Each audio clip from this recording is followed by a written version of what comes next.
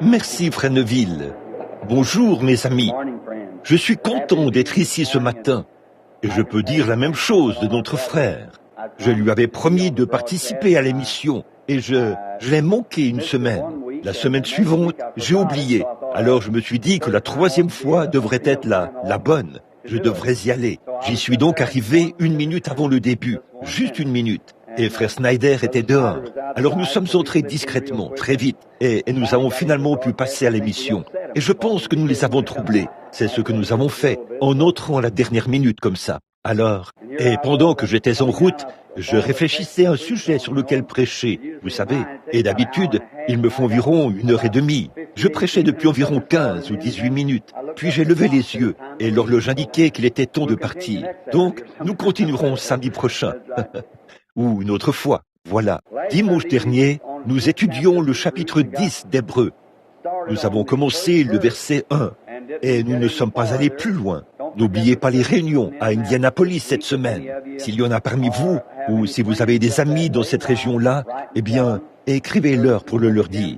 Les services commenceront demain soir à 19h au quai de le Tabernacle à Indianapolis. Et il y a beaucoup de places assises. On peut y faire asseoir près de 11 000 personnes. Il s'agit d'une petite convention, d'une petite organisation. En fait, je ne sais même pas quel est le nom de cette organisation.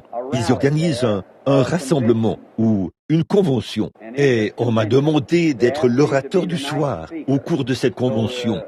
Donc là, je pense que l'Assemblée elle-même, l'Église, l'organisation, ne compte que très peu de membres. Et alors, donc, le soir, c'est moi qui prêcherai lors du service de prédication de chaque soir, du lundi au vendredi. La convention se terminera vendredi soir. Alors, si vous avez des amis dans la région d'Indianapolis, eh bien, venez là-bas. Et il y a aussi le 23, le matin du 23.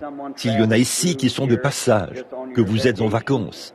Comme juin, c'est généralement le mois des vacances. Minneapolis, les hommes d'affaires chrétiens auront leur convention internationale à Minneapolis. Le service d'ouverture, c'est le 23 au petit déjeuner. Le petit déjeuner, c'est le matin du 23 juin. Je suis censé prêcher le matin, lors du petit déjeuner, pour ouvrir le service. Et le 24, je serai encore à Minneapolis. Je serai au Hearts Harbor Tabernacle, chez le révérend Gordon Peterson. Et là-bas, il diffuse l'émission à la télévision. Alors si vous êtes dans les parages, eh bien, venez faire un tour. Et le 24, ou plutôt le 25, la convention commencera et nous y serons. C'est un programme très inhabituel. Monsieur Roberts, Monsieur X, moi-même et beaucoup d'autres ministres y sommes attendus. Et il n'y a pas de programme arrêté. Ces hommes d'affaires chrétiens, comme ce sont des hommes d'affaires chrétiens du plein évangile, ils voulaient laisser la porte ouverte à tout ce que le Saint-Esprit leur dirait de faire. Ils nous ont tous invités là-bas. Ainsi donc, c'est la première fois qu'ils organisent une réunion de cette manière. Ils n'ont annoncé aucun des orateurs. La seule prédication qui a été annoncée, c'est celle du matin du 23. Je suis censé prêcher lors de leur petit déjeuner et cela a été annoncé. Pour le reste, nous serons tous là, simplement à nous attendre au Saint-Esprit. Ça devrait être pas mal bien ainsi, n'est-ce pas? Si seulement nous pouvions tous nous soumettre au Saint-Esprit, c'est ça, et le laisser nous utiliser comme bon lui semblerait. Maintenant, après cela, la prochaine série de réunions dont j'ai connaissance, c'est le bon vieux rassemblement de la rue Azusa. C'est prévu pour le 15 septembre. Là-bas, j'ouvrirai le service du Rassemblement international de la rue Azusa dans le cadre des 50 ans de la Pentecôte aux États-Unis. En septembre prochain, ça fera 50 ans que le Saint-Esprit est descendu pour la première fois sur la mission de la rue Azusa. L'ancienne, je crois que c'était une ancienne mission baptiste, ou sur la rue Azusa, à Los Angeles, en Californie, que le Saint-Esprit est descendu pour la première fois, il y a 50 ans. En septembre prochain. Et quand j'étais au Cow Palace, il y a quelques années, j'ai dit, eh bien, 50, le mot Pentecôte signifie 50. Alors pourquoi ne pas avoir un grand rassemblement? Et vous savez, cela fait boule de neige. Et ils ont organisé un rassemblement international. Et cela se tiendra à l'Angelus Temple. Et 5 jours avant cela, je suis censé aller visiter différents endroits. Oh, descendre là-bas à Eastgate je veux dire, à Southgate, et remonter jusqu'à la ville plusieurs de ces petites villes, 5 villes différentes, pour faire une petite visite, une soirée de réunion, et ensuite aller directement au grand rassemblement. Et si vous êtes dans la région de la Californie, ou là-bas, certains d'entre vous qui êtes de la Californie, souvenez-vous-en, nous nous attendons à passer de merveilleux moments de communion avec le peuple de Dieu à ce moment-là. Maintenant, prions. Notre Père Céleste, nous te remercions ce matin pour le grand et glorieux privilège que nous avons de venir dans ta présence avec des cœurs joyeux et des actions de grâce. Parce que Jésus, le Fils de Dieu, nous a permis de le faire. Sa grâce nous a amenés jusqu'à ce moment-ci. Et nous sommes heureux d'être ici aujourd'hui. Nous sommes heureux d'avoir ce petit endroit pour nous rassembler. C'est un lieu ouvert, avec une Bible ouverte et des cœurs ouverts et disposés à recevoir la parole de Dieu et son message. Et nous prions que le Saint-Esprit vienne remplir chaque fissure de notre cœur de sa bonté, alors que nous lirons sa parole. Car il est écrit, l'homme ne vivra pas de pain seulement, mais de toute parole qui sort de la bouche de Dieu. Alors, ô Dieu, ouvre notre bouche aujourd'hui, et que ce soit toi qui parles, et nos cœurs, afin que ce soit le Saint-Esprit que nous entendions. Car nous le demandons au nom de Jésus ton Fils. Amen. Dimanche dernier, dans l'Épître aux Hébreux, nous avons commencé au chapitre 10. Puis nous avons abordé un autre sujet, ne sachant pas exactement d'où le Saint-Esprit nous conduirait à tirer notre enseignement. Rien n'était prémédité. Nous attendions simplement qu'il entre en action. Ce faisant, nous sommes revenus sur la préscience. Dites, en passant, je suis heureux de voir Sœur Hooper, qui est assise là ce matin. Sœur Flo, je suis vraiment heureux de vous voir. Beaucoup d'entre vous ne la connaissent peut-être pas. Certains d'entre vous. Elle a souffert de tuberculose pendant des années et des années. Elle était alitée. Elle a sillonné tout le pays dans le but d'obtenir la délivrance. Et aujourd'hui, nous sommes heureux qu'elle soit assise dans le tabernacle et qu'elle ait l'air bien portante aujourd'hui. Grâce soit rendue à Dieu. Maintenant, l'auteur de l'Épître aux Hébreux est censé être Paul, parce que ça ressemble à son style d'écriture. Et l'Épître aux Hébreux s'adressait aux Juifs, aux Hébreux. Et c'est Paul qui essayait de dissocier la loi de la grâce, pour montrer la différence entre la loi et la grâce, parce que les Hébreux étaient sous la loi. Ainsi, Paul essaye de leur montrer ce qu'était la grâce. Et personnellement, je pense que ce chapitre 10, verset 1, serait une clé parfaite pour ouvrir toute la chose.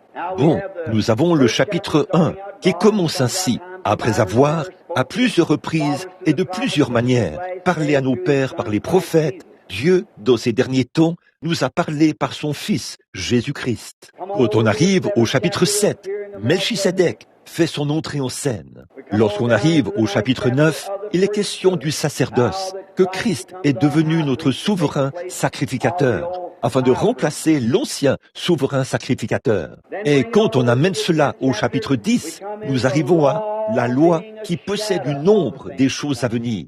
Quand on arrive au chapitre 11, il tourne entièrement autour des merveilleuses ombres de la foi, des héros de la foi, que c'est par la foi qu'ils ont fait telle et telle chose, et que, sans nous, ils ne pourraient pas parvenir à la perfection, parce qu'ils font partie de l'ombre de ces choses à venir. Puis, nous prenons le chapitre 11, et Paul, ou le chapitre 12, et Paul dit, « Puisque nous sommes environnés d'une si grande nuée de témoins, rejetons tout fardeau et le péché qui nous enveloppe si facilement, afin de courir avec persévérance dans la carrière qui nous est ouverte. » Le chapitre 13, qui est le dernier chapitre, dit, il se termine par ceci vers la fin, que Jésus-Christ est tout en tout, qu'il est le même hier, aujourd'hui et éternellement. Voyez, montrant ainsi que c'était Christ là-bas, avant la loi, c'était Christ dans la loi, c'était Christ au jour de grâce, et ce sera Christ pour toujours. Jésus-Christ le même hier, aujourd'hui et éternellement. Quel beau tableau nous peint l'Épître aux Hébreux. Bon, revenons en arrière et reprenons maintenant le verset 1. Dimanche dernier, nous nous proposions d'aborder le sujet de la perfection. Mais Dieu nous a fait revenir en arrière pour parler de la préscience, nous montrant qu'avant même que le monde soit formé, combien étaient ici dimanche dernier? Faites voir votre main. Avez-vous saisi cela? Avant même que le monde soit formé, nous étions placés en Christ. Réfléchissez à ça.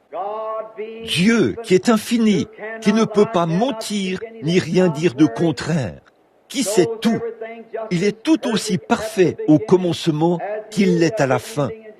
Et il est tout aussi parfait à la fin qu'il l'était au commencement. Dieu est infini comme l'éternité. On ne peut jamais trouver d'angle dans un cercle parfait. Vous pourriez parcourir les âges et l'éternité encore et encore. Et il n'y aurait jamais, jamais, jamais de fin à cela. Et c'est pareil avec Dieu. Et quand au commencement, il était Dieu, qui a toujours existé. Il était infini, parfait pour commencer, et il sera toujours le même. Il ne peut jamais changer.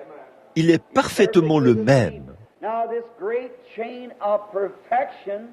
Or, cette grande chaîne de perfection a été rompue par l'espace-temps. Le temps est apparu à cause du péché. Brossons un tableau du temps.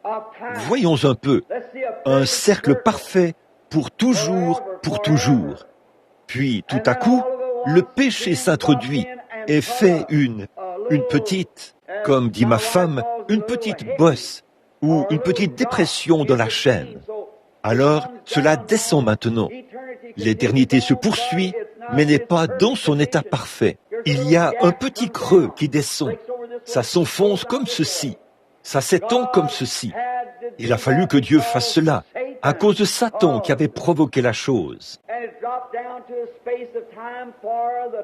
Et c'est descendu un espace de temps en vue de la mise à l'épreuve, du perfectionnement et de la purification des perdus, afin qu'un jour, Dieu, par sa grâce souveraine, puisse faire remonter cette petite bosse ou ce petit creux dans le cercle parfait. Ainsi l'éternité continue toujours. Vous le voyez? Le temps. Donc le temps, c'est cette petite boucle. Elle descend vers le bas. Jésus était d'éternité en éternité. Mais il est entré dans l'espace-temps et a été fait chair. Il est venu ici pour sanctifier ou pour oindre tout cet endroit d'un filet de sang, afin de le racheter et de le rattacher de nouveau à Dieu pour l'éternité. Vous voyez cela? Voilà ce qu'est le temps. Alors Dieu, quand ça a commencé ici, au bout de la petite bosse dans ce cercle parfait, cela a créé une petite bosse là-dedans. Quand Dieu a commencé là, il était parfait. Tout ce qu'il a dit était parfait. Tout ce qu'il a fait, tout ce qu'il fait est parfait. C'est pourquoi la Bible déclare que Jésus-Christ était l'agneau immolé dès le début de la petite bosse. Le commencement du monde, Christ a été immolé au commencement. Or, dans les faits, c'est 4000 ans plus tard qu'il a été immolé. Mais la raison pour laquelle il a été immolé à ce moment-là, c'est que au commencement était la parole. Et la parole était avec Dieu. Et la parole était Dieu. Vous voyez cela, frère Reagan? Vous voyez ce que je veux dire? Voyez, il était Dieu au commencement. Et quand... Or, Satan n'a pas créé cette petite boucle, cette petite bosse. Il n'a pas créé cela. Satan ne peut pas créer. Satan ne peut que pervertir ce que Dieu a déjà créé. Écoutez, je dis ceci pour que vous compreniez. Nous sommes un auditoire composé d'adultes. Et la plupart d'entre nous, probablement 90% d'entre nous, sont mariés. Et j'espère que les jeunes femmes et les jeunes hommes comprennent leur voix. Vous me comprenez, c'est juste pour expliquer quelque chose. Si un homme prend une épouse, une femme, et qu'elle devient son épouse, et qu'ils vivent ensemble, comme mari et femme, pendant 50 ans. Ils demeurent tout aussi purs, immaculés et non adultérés que s'ils ne s'étaient jamais connus. C'est le programme de Dieu. Mais si cet homme ou cette femme va vivre avec un autre homme ou une autre femme, ça donne lieu à la perversion. Ça produit des enfants illégitimes. Mais s'ils vivent ensemble dans cette harmonie parfaite, c'est la voie de Dieu. Mais si Satan se présente là et met de la convoitise dans l'homme ou dans la femme, et qu'il mène une vie contraire à leur vœu de mariage, c'est de la perversion. C'est tout à fait la même relation sexuelle, mais c'est perverti. C'est donc ce que fait Satan des voies droites de Dieu. Il les pervertit. C'est ce que Satan fait aujourd'hui, du vrai et authentique. Écoutez, du vrai message de Dieu, il le pervertit. Il en fait autre chose. Il le fait passer pour ce qu'il n'est pas. Dans le monde aujourd'hui, nous voyons qu'il y a des gens, la Bible prédit, 3 catégories de gens. L'une d'elles, ce sont des gens froids, guindés, formalistes, indifférents. Ils vont simplement de l'avant et ce n'est rien d'autre que d'appartenir à un club. Ils vont à l'église, parlent un peu de ceci, cela, du Seigneur, et ainsi de suite, puis retournent chez eux, mais ils n'ont aucune expérience concrète de la nouvelle naissance. Oh, certains d'entre eux prétendent l'avoir, mais leur vie prouve que ce n'est pas le cas. Bon, ça, c'est un côté, complètement à l'autre bout. Et maintenant, ici, de l'autre côté, il y a les fanatiques. Et la vraie et véritable Église, Jésus l'a dit, ils seraient si proches que ça séduirait même les élus. Eh bien, beaucoup de gens, dès qu'ils voient du fanatisme mélangé au réel, ah, disent-ils, ça ne vaut rien, et ils s'en vont. Vous voyez, c'est la même chose que les pharisiens ont fait. Satan ne perd pas son temps à essayer de pervertir cela. Ce qu'il essaie de pervertir, c'est cette vérité. Et ce fanatique-là essaie d'imiter cette vérité. Vous voyez, c'est là que se trouve la zone dangereuse. Exactement là. Maintenant, il est de notre devoir de rester spirituel, de lire la parole. Et tout ce qui s'élève en dehors de cela, qui est contraire à la parole, alors mettez cela de côté. C'est pour ça que bien des fois on dit que je suis trop dur avec les femmes prédicateurs. La Bible dit qu'elles ne doivent pas parler dans l'église. La Bible leur interdit de parler en langue ou quoi que ce soit d'autre dans l'église. Je dois m'en tenir à la parole. Regardez ce qu'il en est, l'observer. Dans le monde aujourd'hui où on a tous ces ismes qui s'élèvent, observez toutes ces sectes qui préconisent de ne pas manger de viande et les légalistes qui disent « il faut que je fasse telle chose ». Si je ne parle pas en langue, si je ne fais pas ceci, si je ne pousse pas des cris, si je ne danse pas, il y a quelque chose qui cloche chez moi. Ça, c'est du légalisme. Nous sommes sauvés par la grâce, par le moyen de la foi. Ça ne dépend rien de ce que vous avez fait. Ça dépend de ce que lui a fait. Il a fait ce que vous ne pouviez pas faire. Si vous aviez pu vous sauver vous-même, il n'aurait pas eu à mourir. Mais il est mort pour vous sauver, parce que vous ne pouviez pas vous sauver vous-même. Ce vieux proverbe qui déshonore Dieu dit « Dieu aide ceux qui ne peuvent pas s'aider eux-mêmes » ou « Dieu aide ceux qui s'aident eux-mêmes », disent-ils. C'est tout simplement l'inverse. Si vous pouvez vous aider, Dieu s'attend à ce que vous le fassiez. Dieu aide ceux qui ne peuvent pas s'aider eux-mêmes. Et vous ne pouvez pas vous aider vous-même quant au salut. Alors Dieu, par sa grâce, vous a sauvés. Maintenant, remarquez comme c'est beau. La loi, tout là-bas dans l'éternité. Dieu a vu d'avance cette boucle. Et s'il est infini et qu'il ne peut être quoi que ce soit d'autre, permettez-moi de prendre environ 5 minutes pour bien enfoncer cela, solidement, bien le démontrer. Pour que cela ne vous échappe plus jamais, et puisse le Saint-Esprit venir souder cela avec amour, afin que vous ne vous en détachiez jamais. Maintenant, regardez, Dieu qui ne peut pas mentir, Dieu qui est infini. Et je le répète, pour ceux qui ne sont pas arrivés à s'ancrer quant à la guérison divine. Si Dieu a promis cela, Dieu est tenu de s'occuper de sa promesse. Il ne peut pas la laisser tomber. Maintenant, regardez, avant même qu'il ait mis la parole sous forme imprimée, et ceci, c'est la pensée de Dieu. La voici.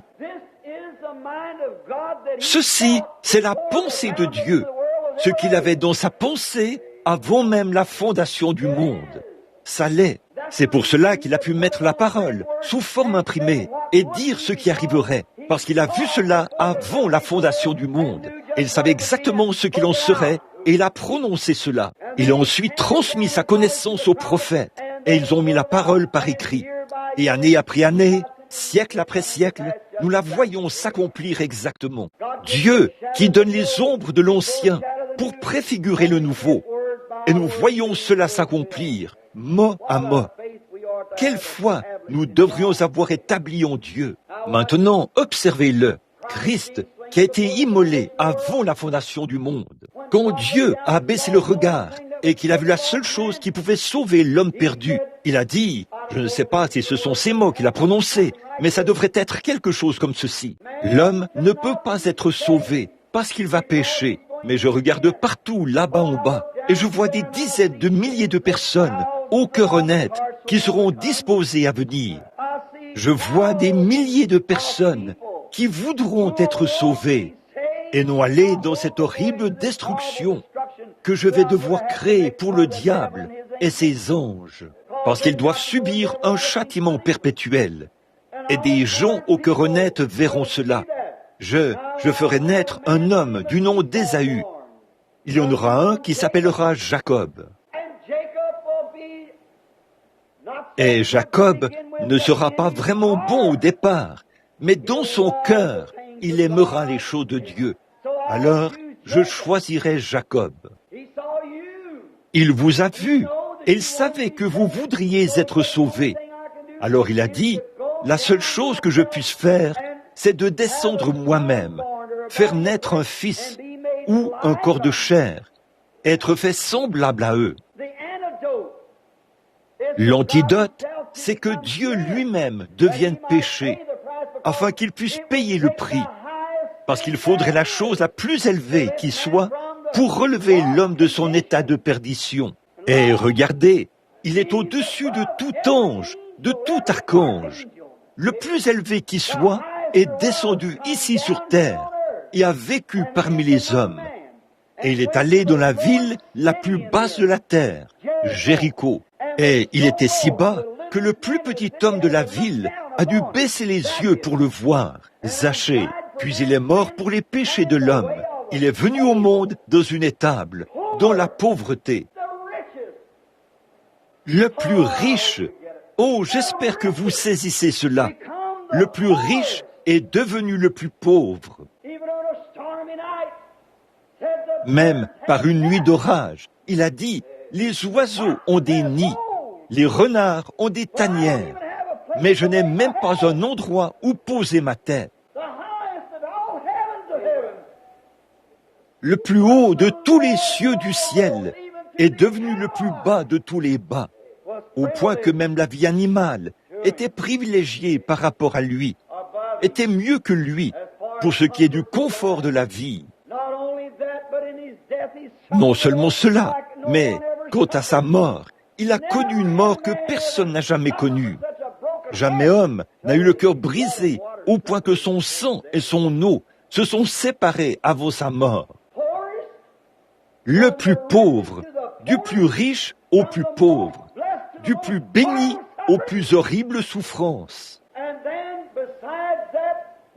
En plus de cela, il est descendu dans les profondeurs les plus basses, du séjour des morts le plus bas, en portant notre péché. Et il est arrivé au bout de la ficelle, ou au bout de la corde, au niveau de la bosse.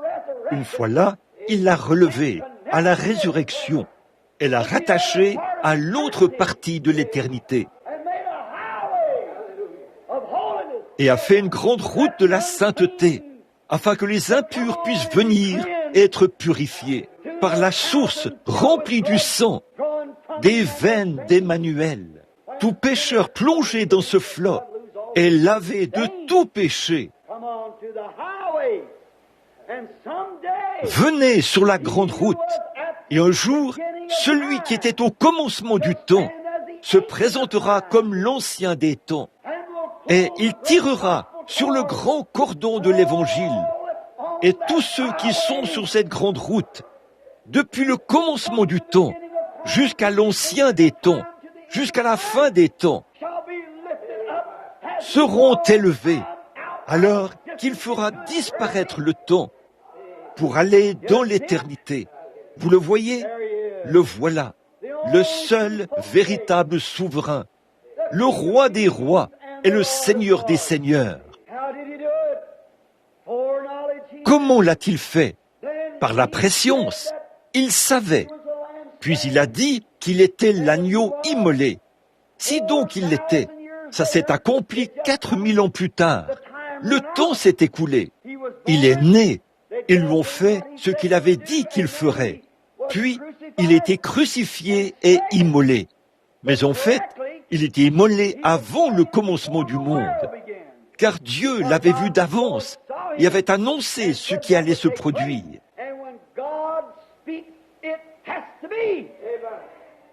Et quand Dieu parle, ça ne peut faire autrement qu'arriver. Vous saisissez? Oh là là! Dieu avait vu Christ d'avance, et cela devait arriver. Voilà pourquoi c'était déjà accompli. Quand Dieu a prononcé la parole, la chose a été accomplie. C'est pour cela qu'il était en fait préfiguré, immolé, lorsque Dieu a prononcé la parole avant que le monde soit. Remarquez, non seulement Christ avait été immolé pour que le péché soit ôté, mais votre nom avait été écrit dans le livre de vie de l'agneau avant la fondation du monde. Dieu avait écrit votre nom et l'avait associé au sien avant la fondation du monde. Eh bien, Satan les amène à avoir peur, là, les fait douter de cela. Avant le commencement du monde, Dieu avait prononcé votre nom, vous qui êtes chrétiens, et il l'avait écrit dans le livre de vie de l'agneau avant même que le monde commence. Dit la Bible. C'est la parole de Dieu qu'il a prononcée tout là-bas et qu'il a révélée par ses serviteurs les prophètes. Et nous jouissons de cette bénédiction. Nous nous reposons sur la venue du Seigneur et nous attendons cette venue. Nous attendons patiemment. Tout est terminé. Oh, ce n'est pas étonnant que ni la maladie, ni le péril, ni la mort, ni rien ne puisse nous séparer de l'amour de Dieu qui est en Christ. Parce que, depuis la fondation du monde, il nous a placés sur cette bonne vieille grande route et monté sur l'arc-en-ciel horizontal et est revenu au sommet du commencement du temps en tenant les cordes dans sa main. Et un jour, il dira, « Monte ici !» Nous les vivants, restez pour l'avènement du Seigneur. Nous ne devancerons pas ceux qui sont morts sur la grande route, parce que la trompette de Dieu retentira et les morts en Christ ressusciteront et nous serons tous ensemble enlevés à leur rencontre, alors que la chaîne sera relevée pour se reconnecter au cycle de l'éternité. Et nous chanterons ses louanges alors que les âges s'écouleront. Qu'est-il en train de faire? Il est là-haut, en train de nous construire une demeure. Il y a plusieurs demeures dans la maison de mon Père. Si cela n'était pas, je vous l'aurais dit. Je suis descendu ici, mais je vais vous en préparer une, très bien arrangée. Et si je m'en vais, je reviendrai pour vous prendre avec moi. Oh là là! Et il est en train de préparer une demeure.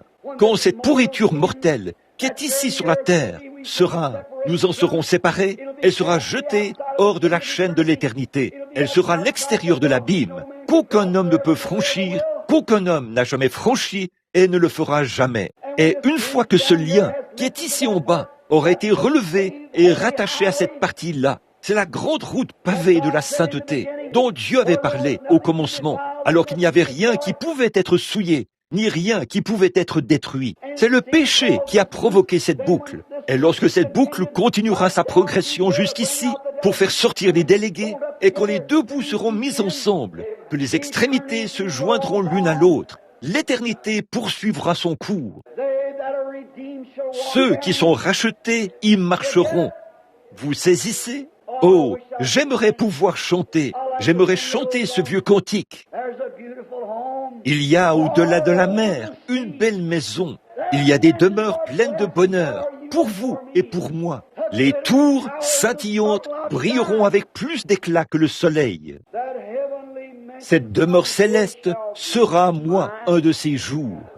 Alors, une tente ou une maison, que m'importe. On construit un beau palais pour moi là-bas. Les rubis, les diamants, l'argent et l'or. Ces coffres sont remplis de précieux trésors. Oh, grâce infinie de notre Dieu, qui un jour m'a sauvé. J'étais perdu, errant de lieu en lieu. J'étais aveugle, maintenant je vois. Ce n'est rien que j'ai fait. La grâce à mon cœur a appris la crainte. Et la grâce a dissipé mes craintes. Avec quelle joie cette grâce est apparue, à l'heure où pour la première fois j'ai cru, de savoir que ce n'était rien que je pouvais faire, ou allais faire, ou que j'avais l'idée, ou le privilège de faire. C'est ce qu'il a fait pour moi. Il est descendu, m'a racheté et m'a placé sur la grande route. Et il s'est tenu à l'autre bout pour joindre les deux extrémités afin que l'éternité dénuée de chaînes poursuive son cours. J'ai le droit de marcher dans cette éternité parce qu'il est mort à ma place et a ôté mon péché. C'est merveilleux. La loi qui possède une ombre des biens à venir. Qu'est-ce qu'une ombre? Une ombre est la projection d'un objet. Vous savez, bien des fois, les gens citent le psaume 23. Quand je marche dans les ombres sombres de la vallée de la mort. C'est faux. Il est dit là, quand je marche dans l'ombre, pas dans l'ombre sombre. Si c'était sombre, ça ne produirait pas d'ombre. Il faut qu'il y ait un certain pourcentage de lumière pour projeter une ombre. Donc, la loi fournissait suffisamment de lumière pour voir l'ombre de la vraie chose à venir. Christ était représenté dans cette loi, dans cette ombre. Il était représenté, vu d'avance, en Joseph, sous la loi. Joseph, qui était une ombre de Christ, était aimé de son père, parce qu'il était un homme spirituel. Il avait des visions et interprétait des songes. Il était très spirituel et méprisé de ses frères, exactement comme Christ. Il a eu des visions du Père et c'était un homme spirituel. Et ses frères le haïssaient sans raison. Et il était censé avoir été tué. Un vêtement sanglant avait été déposé devant son père. Oh, comme c'est beau! Oh, si je me mets à parler de cela, je n'arriverai jamais à cette leçon.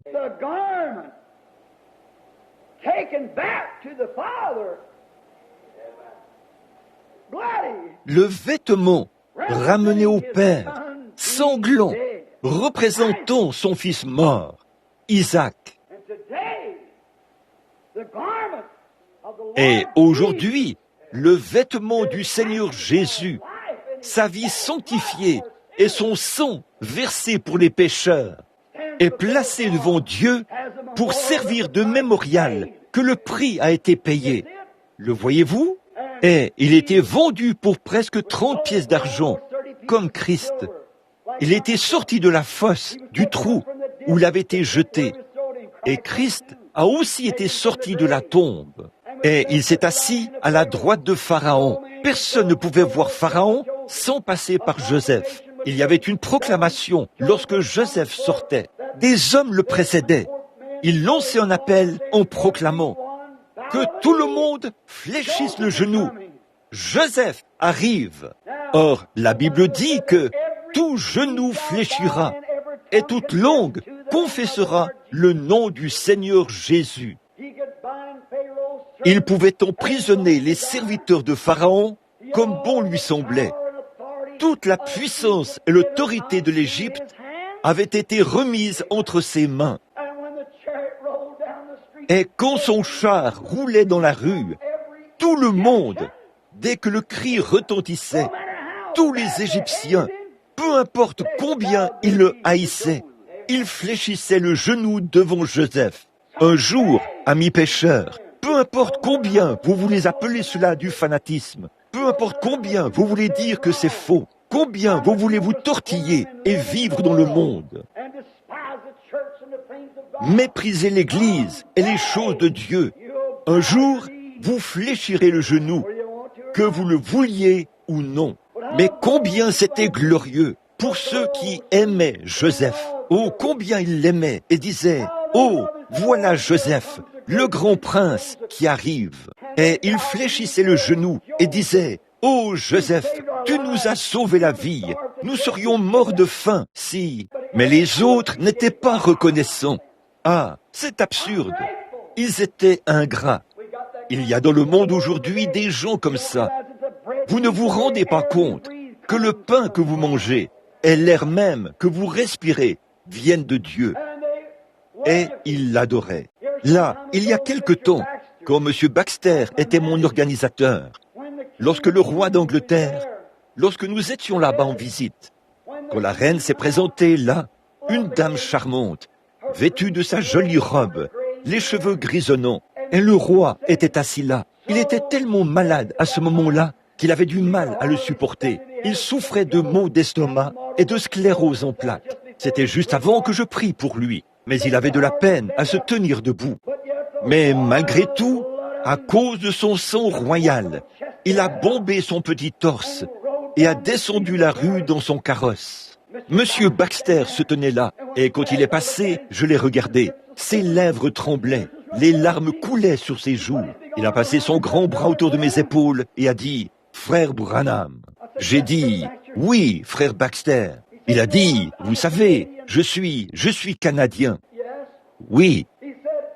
Il a dit « L'homme qui est le chef de notre pays, le roi, est en train de passer en compagnie de sa femme, sa charmante épouse. C'est pour cela que je n'arrive pas à contrôler mes émotions. Je dois donner libre cours à ces émotions. J'ai passé mon bras autour de ses épaules. J'ai dit, frère Baxter, en tant que chrétien comme vous, quand sera-t-il en ce jour glorieux, quand le roi viendra avec son épouse? Si un homme peut se sentir ainsi à la vue d'un roi terrestre, qui est mortel comme nous, quand sera-t-il quand nous verrons le roi des rois venir dans la gloire? Quel moment glorieux ce sera! Il était préfiguré en Joseph. Il était préfiguré en David. La loi préfigurait Christ. Christ était le fils de David. Et alors comme Christ était en David, en tant qu'ombre, cela fut en sorte que David, quand il était détrôné, rejeté par ses propres frères, non seulement par ses propres frères, mais par son propre sang, Absalom, et par ses propres enfants. Écoutez bien ceci, ils ont méprisé leur propre père, ont réclamé son sang et l'ont détrôné. Et il est monté sur la colline, sur la montagne des Oliviers, à regarder en arrière et à pleurer sur Jérusalem. Voilà comment lui, Dieu, a préfiguré Christ en David. Car quand il était détrôné et rejeté, et ses propres délégués, son propre peuple, les Juifs, ont réclamé son sang, à mort un tel individu, il s'est assis sur la montagne des Oliviers, a promené le regard sur Jérusalem et a pleuré en disant « Jérusalem, ô Jérusalem, combien ai-je voulu te rassembler, comme une poule rassemble sa couvée, mais tu ne l'as pas voulu. Christ a aussi été préfiguré en Melchisédek, dans le sacerdoce, au chapitre 9, au chapitre 7 d'Hébreux. Que ce Melchisédek, Abraham a aussi préfiguré tout là-bas. Ce n'était qu'une ombre de toutes les bonnes choses. Et que ce Melchisédek, au chapitre 7, nous lisons à son sujet ici. Lisons cela pendant un instant. En effet, ce Melchisédek, roi de Salem, sacrificateur du Dieu Très-Haut, qui alla au devant d'Abraham lorsqu'il revenait de la défaite des rois, qui le bénit. Amen. Abraham, Lot, son cousin, avait rétrogradé. Voyez-vous le vrai et authentique esprit de Christ? J'espère que vous saisissez cela. Peu importe à quel point il avait rétrogradé. Lorsqu'il s'est retrouvé dans le pétrin, Abraham a volé à son secours avec une armée. Les étrangers qui se trouvaient dans les alentours des vallées de Sodome étaient venus et avaient pris Sodome et son roi. Ils avaient enlevé dans la ville, ils avaient aussi enlevé Lot. Et Abraham, son oncle, un parent par le sang, les enfants de son frère. Il a regardé là-bas et a vu que l'ennemi avait enlevé son parent par le sang. Il a levé une armée formée de ses propres serviteurs. Il est allé le chercher. Cela représentait Christ. Quand il a vu que l'Église du Dieu vivant s'était éloignée, saisie dans l'erreur du diable, il a formé une légion d'anges et est descendu sur la terre pour se lancer aux trousses du diable. Et il l'a vaincu. Alléluia! Il a mis l'ennemi en déroute. Oh, combien nous l'aimons pour ça! Il a vaincu l'ennemi. Il a défait l'ennemi et l'a dépouillé de tout ce qu'il possédait. Il l'a mis à l'écart. Et quelle est la première chose qu'ils ont faite alors qu'Abraham revenait avec Lot, sa femme, ses enfants et tous les biens, et qu'ils marchaient triomphalement pour retourner à leur ancienne demeure? Il a rencontré Melchisédek. Melchisédek était le roi de Salem. Salem, c'est Jérusalem. Quand les Juifs sont entrés dans Jérusalem, ils l'ont appelé J-U-Salem. Jérusalem. Salem, ce qui signifie la ville de paix. Il était le roi de... Écoutez, lisons cela. À qui Abraham donna la dîme de tout, qui est d'abord roi de justice, d'après l'interprétation de son nom. Qui était ce roi qu'il avait rencontré, qui revenait triomphant après avoir obtenu la victoire, comme l'Église l'est aujourd'hui, en revenant du calvaire? Ensuite, le roi de Salem, c'est-à-dire le roi de paix, qui est son père, son mère, son généalogie, qui n'a ni commencement de jour, ni fin de vie. Qui était ce roi de Salem? Le grand roi de Jérusalem. Non pas la Jérusalem terrestre, mais la Jérusalem céleste. La Jérusalem terrestre est un type de la Jérusalem céleste. Et voici que s'est avancé le roi de Salem, qui est d'abord le roi de justice, le roi de paix. Il n'avait ni père ni mère. Il n'avait ni commencement de vie, ni fin de jour. Oh là là, sans généalogie. Nul autre que Christ lui-même.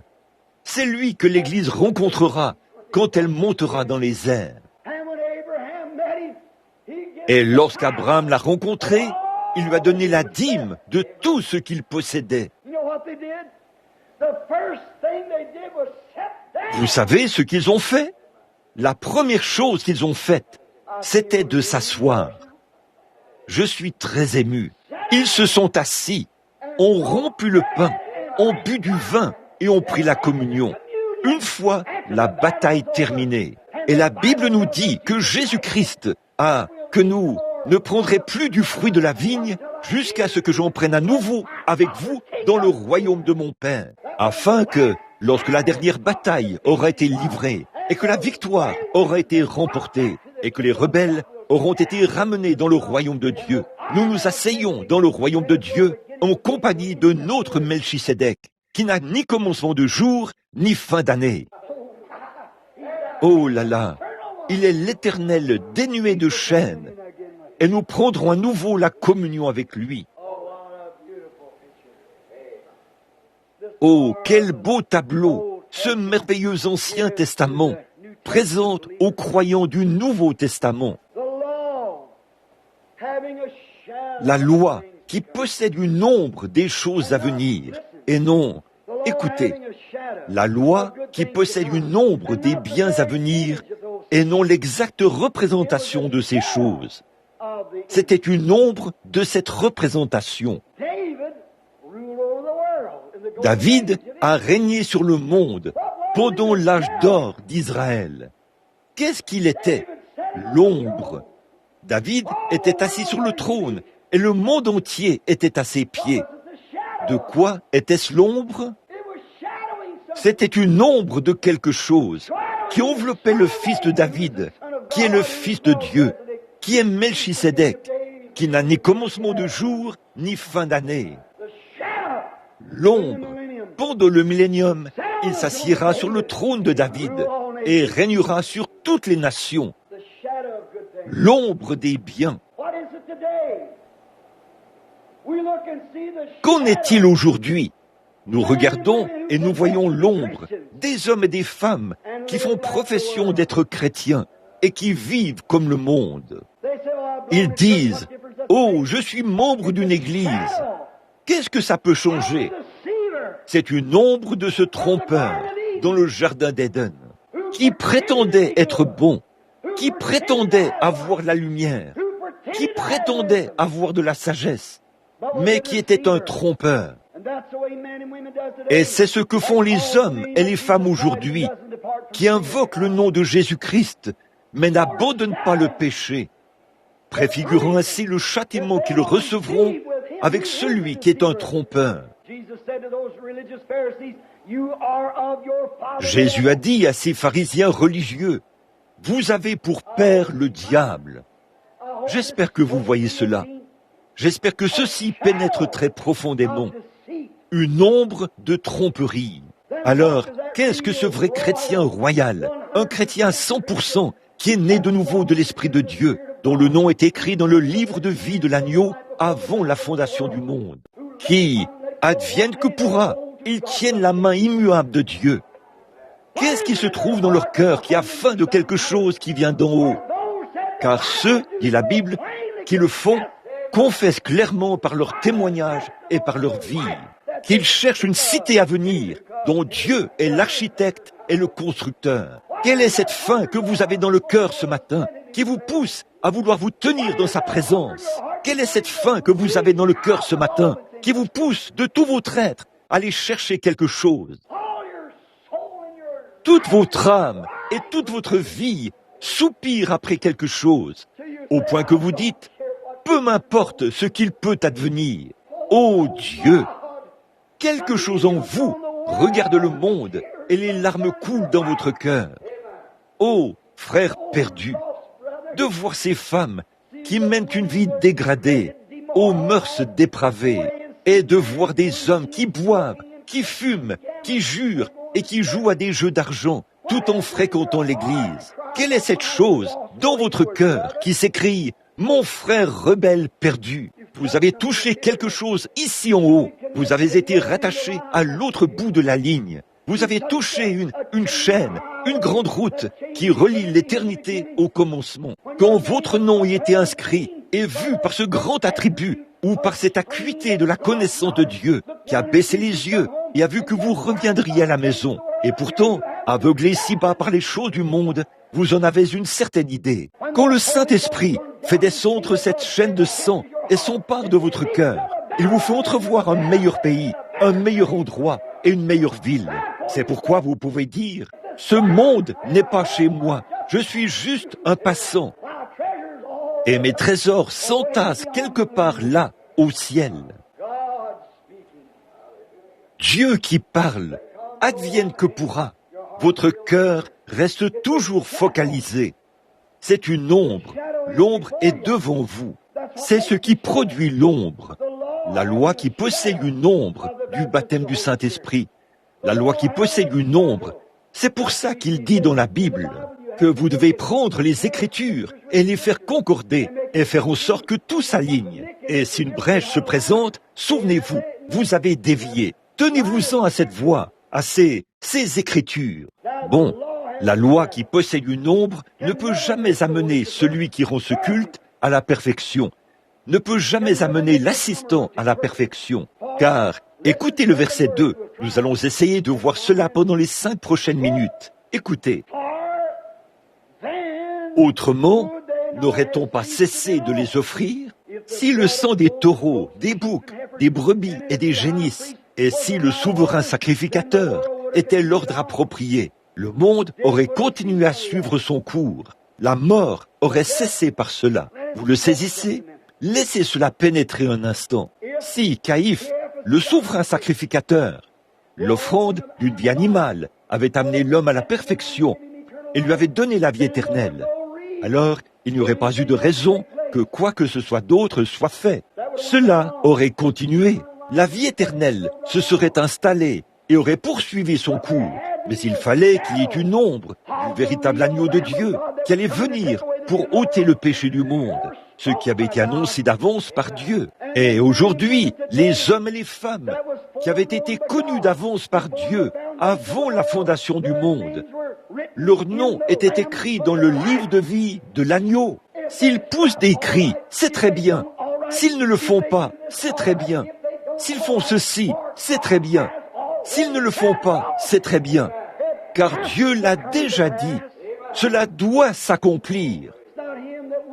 Cela ne dépend ni de celui qui veut, ni de celui qui court, mais de Dieu qui fait miséricorde. C'est le choix de Dieu, pas le nôtre.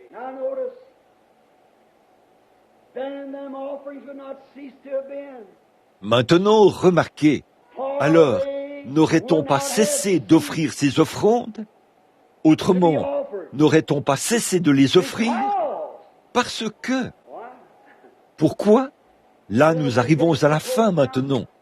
L'école du dimanche est terminée. Parce que celui qui rend ce culte... Pourquoi? Parce que... Oh, en ce moment, je me sens comme un petit enfant qui a reçu un jouet à Noël. Je suis tellement heureux de ceci. Oh, comme j'aime transmettre cela à l'Église, à vous les croyants, pour vous faire voir ce qu'est la vérité. Si ces offrandes étaient en ordre, elles n'auraient jamais cessé. Cela aurait continué ainsi, la vie éternelle.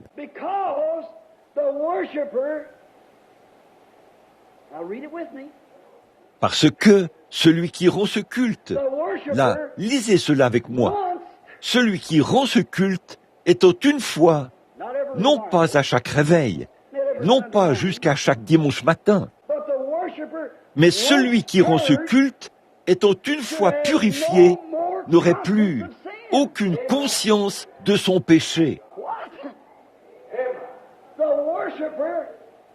Quoi? Celui qui rend ce culte, étant une fois purifié, la puissance de purification du sang de l'agneau, une fois que celui qui rend ce culte est balayé, nettoyé à fond,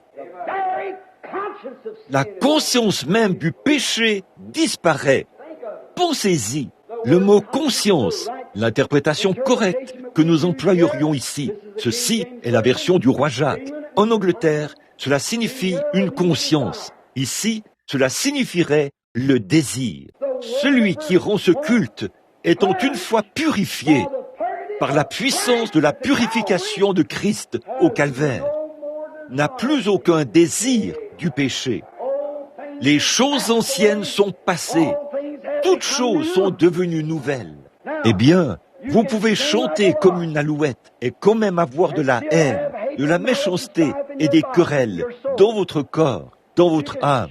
Vous pouvez pousser les cris comme je ne sais quoi et quand même avoir cela. Vous pouvez danser par l'esprit, vous pourriez parler en langue, vous pouvez prophétiser, vous pouvez prêcher, n'importe laquelle de ces choses est quand même avoir de la méchanceté, de l'envie, des querelles dans votre cœur.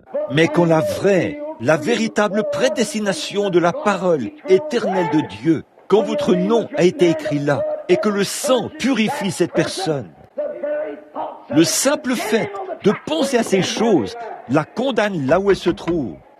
Ils disent, ça ne me culpabilise pas. Je vais dans ces endroits, je ne me culpabilise pas. Et pourquoi donc? Vous, en tant qu'adorateur négatif, vous n'avez jamais été purifié par le sang de Jésus-Christ. Et les légalistes se sont emparés de cette idée. Alléluia! Je porterai mes robes de cette longueur-ci et mes robes de cette longueur-ci. Je laisserai pousser mes cheveux et tout ira bien. C'est un mensonge. Et ils montrent du doigt la femme qui a les cheveux courts et qui porte des robes courtes et disent « Elle ira en enfer ». Je ne peux pas dire cela, mais je pense que tout ça, c'est très bien. Je ne condamne pas ces gens, mais quand vous fondez vos espérances éternelles et votre salut sur cette doctrine, vous êtes condamnés avec cela. L'homme ou une femme, peu importe que vous soyez ceci, cela ou autre chose, vous venez à la source remplie du sang des veines d'Emmanuel et vous laissez la puissance de purification du sang du Seigneur Jésus-Christ purifier vos péchés. Frères, ça n'aura pas d'importance. Vous pouvez très bien porter des robes de telle longueur. Vous pouvez très bien ne pas porter de chemise à manches courtes, vous les hommes, et des choses de ce genre, ou tout ce que vous voudrez. Mais si vous avez encore de la méchanceté, de l'envie et des querelles, il se peut que vous ayez couru, dansé, parlé en langue, poussé les cris, prêché l'évangile ou quoi que ce soit d'autre. Mais vous êtes perdus tant que ce sang ne vous a pas purifié et mis l'amour divin du Seigneur Jésus-Christ dans votre cœur, de sorte que vous laissiez derrière vous les empreintes de la vie de Christ. Amen. Les langues cesseront. Les prophéties prendront fin, la connaissance disparaîtra. Mais quand ce qui est parfait sera venu, ce qui est partiel disparaîtra. Et aujourd'hui, en tant que légalistes, nous nous reposons sur quelque chose de légaliste que nous avons fait. Eh bien, quand j'étais un pécheur, j'étais un léopard. Plus j'essayais d'arrêter ceci et d'arrêter cela, plus mes tâches brillaient. J'étais un hypocrite à ce sujet, tout comme vous. Mais le jour où vous venez au calvaire, à la purification, là où le véritable agneau, sous l'Ancien Testament, ils amenaient un agneau. Ils allaient commettre un adultère, ils se mettaient en colère, se disputaient, se bagarraient et juraient. Et lorsqu'ils agissaient ainsi, ils amenaient un agneau, l'amenaient au sacrificateur et disaient « Oh, sacrificateur de Dieu, oui, j'ai maudit mon prochain, j'ai commis un adultère, j'ai dit un mensonge. J'ai volé. » Il posait ses mains sur cet agneau mourant, sans tache. Le sacrificateur l'examinait. Il fallait qu'on le garde pour voir s'il était sans défaut. Il posait ses mains sur lui et on lui tranchait la gorge. Le sang coulait sur ses mains et le petit agneau bêlait, se débattait et mourait. Et celui qui rendait ce culte se tenait là et se disait « Oui, ça devrait être moi, mais l'agneau est en train de prendre ma place. » Mais il repartait avec le même désir. Il le ferait de nouveau dès qu'il en aurait l'occasion. Et c'est ce que font les gens aujourd'hui. Ils viennent et confessent. Ils disent « J'ai ceci, cela, autre chose. » Puis ils repartent et voilà qu'ils se remettent à faire la même chose. Ils adhèrent à une église ou à une autre. Si cette église-ci commence un petit quelque chose, eh bien, ils vont dans celle-ci, puis dans celle-là. Mais de quoi était-ce l'ombre? C'était imparfait. Cela ne pouvait jamais ôter le péché. Mais c'était une ombre du véritable double remède à venir. Quand Jésus-Christ, le Fils de Dieu, est venu et est mort au calvaire, une fois que celui qui rend ce culte pose ses mains sur la tête du Seigneur Jésus, conscient de ce que ses cris et ses pleurs à la croix, cette mort, cette souffrance subie pour autrui, c'est lui qui aurait dû les subir dans les tréfonds de l'enfer, où il aurait dû aller. Il reconnaît que Christ a payé le prix à sa place. Il a confessé son péché. Et qu'est-ce qui arrivait par la suite? Qu'est-ce qui faisait la différence? Qu'est-ce qui sortait de l'agneau, de son sang? La vie le quittait et la cellule de sang était sur sa main. Cette vie tournait autour de l'autel. Mais la vie de l'agneau ne pouvait pas revenir sur celui qui rendait ce culte, malgré qu'il ait confessé sa faute et que l'agneau ait pris sa place. Car celui qui rendait ce culte possédait une âme et ne pouvait pas vivre comme un animal. C'est vrai.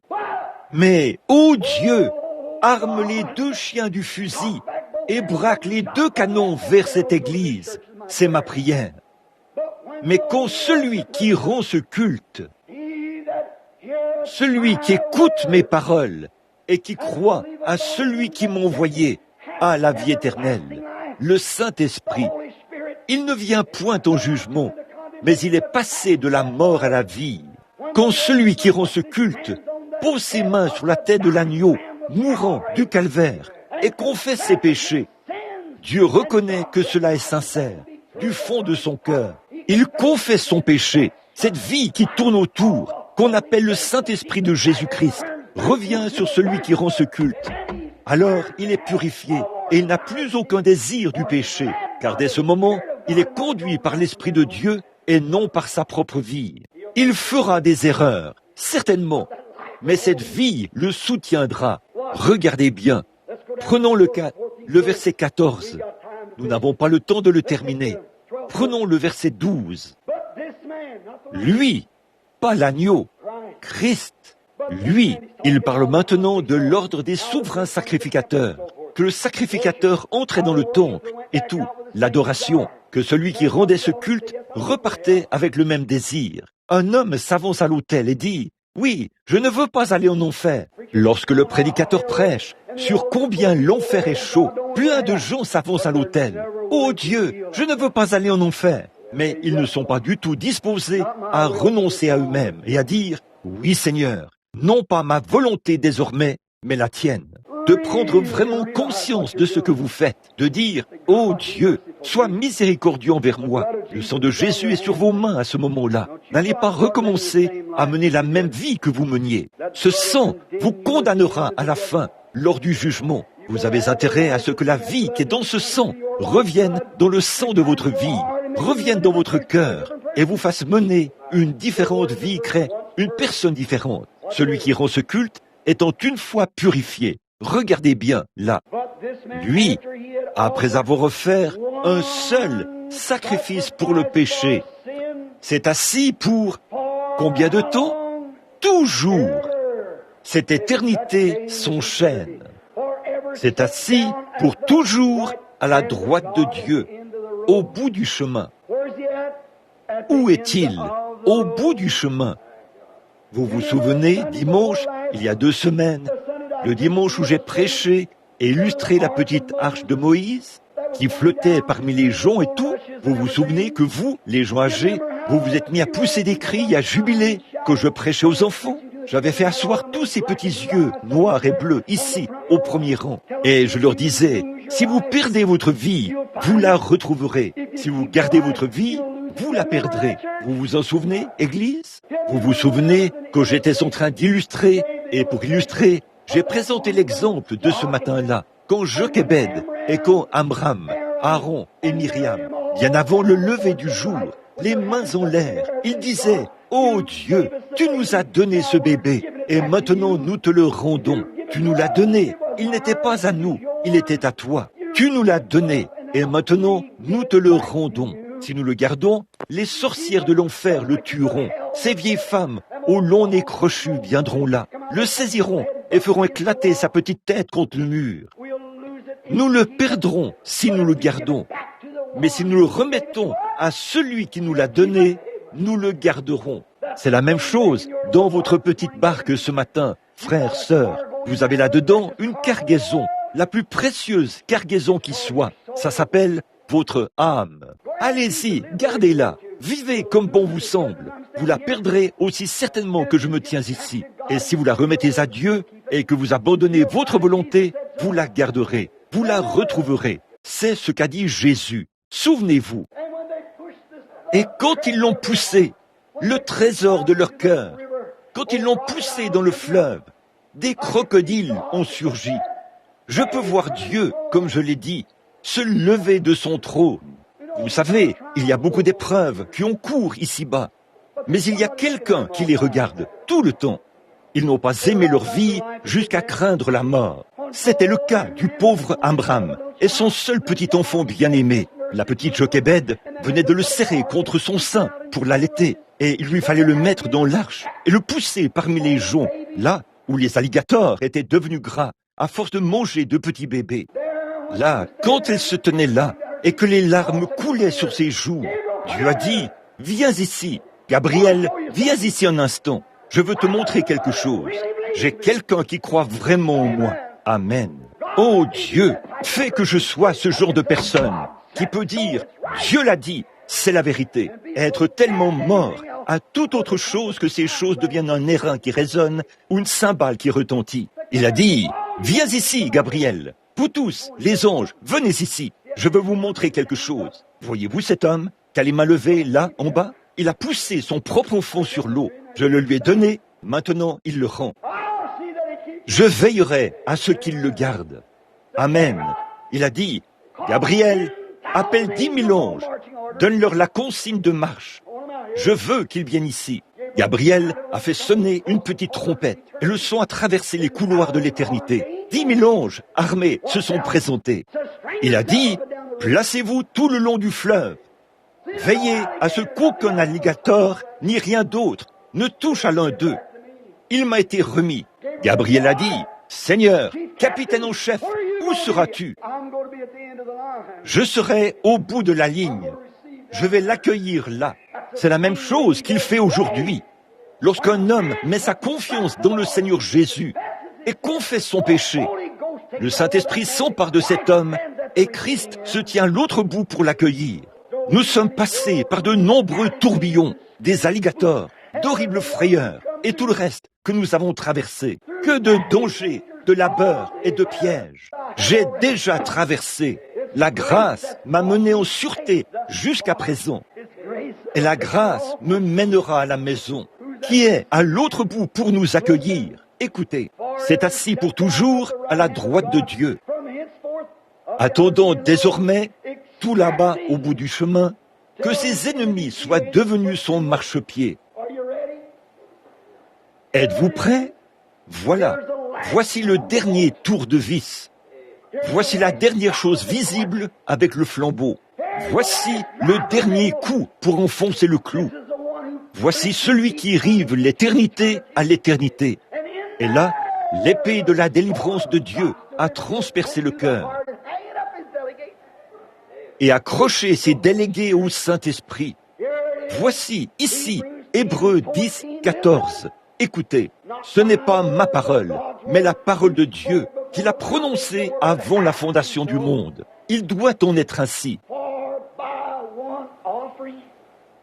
Car, par une seule offrande, il a amené à la P-E-R-F-E-C-T-I-O-N, perfection, pour toujours, ceux qui sont sanctifiés. Amené à la perfection pour combien de temps? Jusqu'à la prochaine fois où vous aurez une dispute avec votre voisin? Jusqu'à la prochaine fois où vous verrez quelqu'un, un homme ou une femme, qui a de mauvais désirs? Jusqu'à la prochaine fois où vous aurez l'occasion de dire un gros mensonge? Jusqu'à la prochaine fois où vous verrez que vous pouvez piéger quelqu'un, lui faire du tort et le chasser de l'église, afin qu'à un moment donné, vous puissiez critiquer quelqu'un? Il a sanctifié pour toujours. Il a amené à la perfection pour toujours. Là où le Saint-Esprit, il se peut que vous disiez parfois quelque chose de mal, c'est vrai. Il se peut que vous fassiez parfois quelque chose de mal, c'est vrai. Mais dès que vous le faites, observez le verset suivant. C'est ce que le Saint-Esprit, oh là là, je ne peux vraiment plus prêcher. Regardez. Le Saint-Esprit nous atteste. Oh là là. Le Saint-Esprit nous atteste après avoir dit, voici l'alliance que je ferai avec eux en ces jours-là, dit le Seigneur. Je mettrai ma loi dans leur cœur et je les écrirai dans leur esprit. Il ajoute, et je ne retiendrai plus contre eux leur péché ni leur iniquité. Ô Dieu, quiconque a cette espérance se purifie comme Dieu est pur. Prions. Père Céleste, nous te remercions ce matin pour la purification du Saint-Esprit, pour la grâce du Dieu vivant. Nous étions pécheurs, injustes, impies, détestables, sans Dieu, sans espérance, étrangers dans le monde. Et Christ est venu et a pris notre place. Par sa préscience, Dieu nous a vus dans cet état. Il savait que nous avions faim et soif. Ce n'est pas étonnant que Jésus ait dit « Ils seront rassasiés ». Non pas « deviendront des membres », non pas « ils adhéreront », mais « ils seront rassasiés ». Ceux qui ont faim et soif de la justice. Autrement dit, faim et soif, sachant que nous ne pouvons rien faire de nous-mêmes. Peu importe ce que nous faisons, le diable pourrait nous faire imiter tous les dons. Il pourrait nous envoyer imposer les mains malades, et ces malades guériraient. Il pourrait nous faire parler en langue. Il pourrait nous faire interpréter les langues. Il pourrait nous donner la sagesse et la connaissance. Mais ce n'est pas ça qui compte, Seigneur. Tu as dit, plusieurs viendront ce jour-là et diront, Seigneur, Seigneur, n'ai-je pas fait ces choses par ton nom? Il a dit, retirez-vous de moi, ouvriers d'iniquité. Je ne vous ai même jamais connu. Ô Dieu, alors fais que nos espoirs ne soient fondés sur rien d'autre que sur le sang de Jésus et sur sa justice. Quand tout ce qui environne notre âme s'effondre, alors il est toute notre espérance et notre soutien, car Christ est le roc où je me tiens. Tout le reste est sable mouvant. Le connaître lui, c'est la vie. Non pas connaître les ordres, mais le connaître lui, la personne. Je prie au Père pour chaque pécheur qui est dans le bâtiment aujourd'hui, que tu les sauves maintenant même. Puisse-t-il, sans émotion, sans contradiction venant du diable, mais puisse-t-il, avec une foi véritable et sans mélange, croire ce qu'ils ont entendu prêcher et accepter le Saint-Esprit qu'il a apporté. Accorde-le, Seigneur, car c'est en son nom que nous le demandons. Et pendant que nous avons la tête inclinée, je me demande s'il y a quelqu'un ici ce matin. Maintenant, je veux votre... Soyez sensé, honnête, franc. Peu importe ce que vous avez fait, peu importe combien de fois vous avez recommencé, ou depuis combien de temps vous appartenez à l'Église. Êtes-vous sincère, du plus profond de votre cœur, à l'égard de ceci? Vous savez que les choses du monde se sont détachées de vous? Vous savez que, jour après jour, année après année, ça continue de progresser et que votre encre tient bon? Il y a quelqu'un là-bas qui a été préfiguré au bout du chemin, là où cette grande bosse disparaîtra. Il y a quelqu'un qui est là, à frapper à votre cœur, et qui sait qu'un jour, vous serez élevé. Si cela n'a pas disparu de votre cœur aujourd'hui, mon ami, mes concitoyens, pèlerins, pauvres petits troupeaux, que Dieu vous bénisse. Je vous vois assis là, vous qui avez les cheveux gris et les épaules tombantes. On voit de pauvres petits-enfants qui ont peut-être dû sauter des repas. Est-ce que je me tiendrais ici pour vous dire quelque chose de faux? Ça, eh bien, que Dieu m'en garde. Je devrais m'agenouiller et me repentir avant même de prêcher. Je vous aime. Et ça, d'un véritable amour chrétien. Maintenant, soyez honnêtes avec le Saint-Esprit. Est-ce que toutes ces choses se sont détachées de vous? Ou Satan vous a-t-il séduit et vous ne vivez qu'une vie à moitié? Parfois, vous vous dites, eh bien, très bien. Et la fois d'après, eh bien, vous vous dites, eh bien, je ne sais pas. Puis, des choses arrivent, et vous le savez. Si c'est votre cas, et que ce matin, vous voulez tout abandonner à Christ, souvenez-vous de ce qu'il a dit. Celui qui écoute mes paroles et qui croit à celui qui m'a envoyé a maintenant même la vie éternelle. Il n'y a plus de jugement. À partir de ce moment-là, cette chose sera morte. Si vous l'acceptez vraiment, cela fera ses preuves. Maintenant, écoutez, ne vous y trompez pas. Vous vous souvenez, il y a bien des années, quand nous avions mis l'Église en ordre, je suis en train de vous parler alors que vous priez, la tête inclinée. Vous vous souvenez quand nous avions mis l'Église en ordre? Lorsqu'un message était donné par prophétie ou par le parler en langue suivi de l'interprétation, on le notait et on le déposait ici sur l'estrade. Et 3 hommes l'attestaient. Je donnais ce message depuis l'estrade. Si cela ne s'accomplissait pas, alors il y avait un mauvais esprit parmi vous. La personne s'avançait ici et mettait cela en ordre. Si quelqu'un faisait quelque chose de mal, et qu'une sœur ou un frère le voyait mal agir, il allait le voir. Quand la personne venait à l'église, on la prenait par le bras et on se retirait là derrière, dans la petite pièce. On lui disait, « Frère, je vous ai vu dans un mauvais endroit.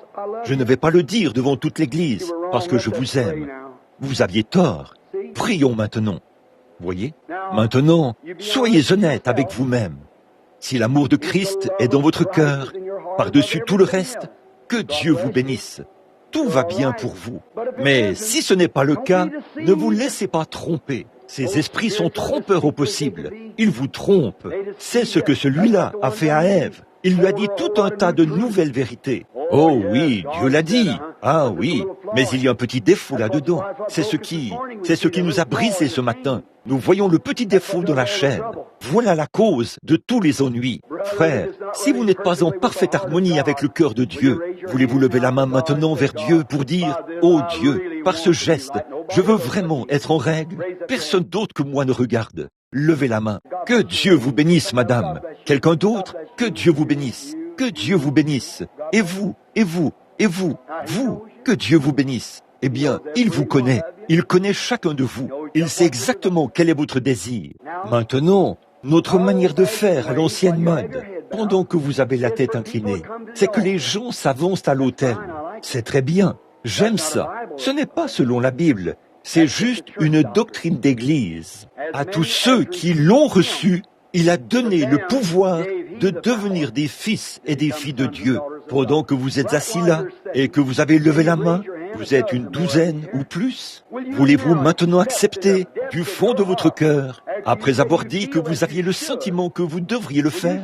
Voulez-vous le même groupe de gens qui ont levé la main? Voulez-vous lever la main pour dire « J'accepte ceci maintenant, frère Branham.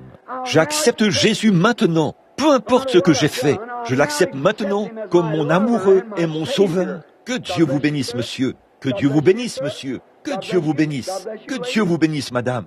Je vais l'accepter maintenant. Quelque chose dans mon cœur me dit que je le veux. Il y a quelque chose qui me dit que je dois le faire maintenant même. C'est aujourd'hui mon jour. Peut-être que la prochaine fois, j'en serai trop éloigné. Que Dieu vous bénisse, monsieur. Que Dieu vous bénisse, frère. Que Dieu vous bénisse, madame. Je vois votre main. J'ai le sentiment qu'il faut que je le fasse maintenant.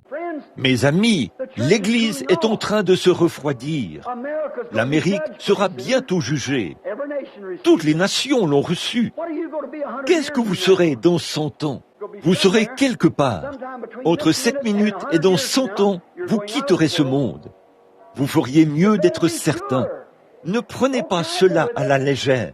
La parole est en train d'être prêchée par le Saint-Esprit, et c'est la vérité qui vient de la parole de Dieu. Il y a quelqu'un qui vous aime. Eh bien, vous ne pouvez pas lever la main, à moins que quelqu'un vous ait appelé à lever la main. Et ça, c'est le Saint-Esprit. Nul ne peut venir à moi si mon Père ne l'attire premièrement, et s'il vous aime suffisamment pour frapper à votre cœur et dire « Oui, c'est à toi que je parle. C'est maintenant le moment.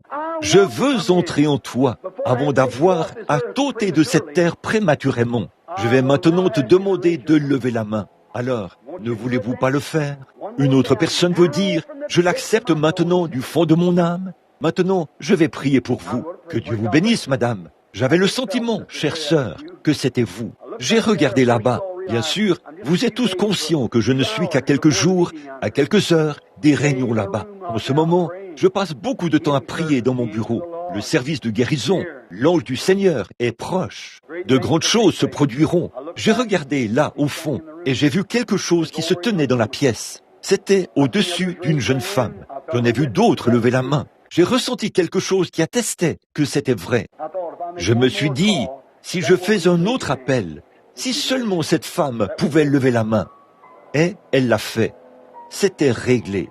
Alors, ô Dieu, toi l'amant de notre âme, qui sommes-nous de toute façon? Eh bien, avant même que le monde ait été formé, tu connaissais chaque moustique qu'il y aurait sur la terre, chaque fourmi, chaque chic. Tu es infini. Et tu savais que ce matin, des gens allaient lever la main. Tu le savais. Eh bien, tu les as vus avant le commencement du monde. Tu l'as toujours su. Et tu savais que ceci se produirait afin que tu exprimes ton amour à ton peuple. Tu as dit que tu as suscité Pharaon et que tu as endurci son cœur. afin que tu puisses montrer ta puissance. À combien plus forte raison exprimeras-tu ton amour? Satan, ce méchant, qui a perverti le bien au mal. Tu lui as permis de le faire, parce que cela te permet alors d'exprimer ton amour à ton peuple. Et, ô Dieu, nous t'aimons tant, nous t'apprécions. Et je prie, ô Dieu, que ces gens mènent une humble vie chrétienne désormais, car ils t'ont accepté. Et s'il y en a d'autres, peut-être que je ne les ai pas tous vus, peut-être que tu ne me les as pas tous montrés, mais tu leur as parlé. S'il y en a d'autres, bénis-les aussi, car nous le demandons au nom de Jésus-Christ. Amen.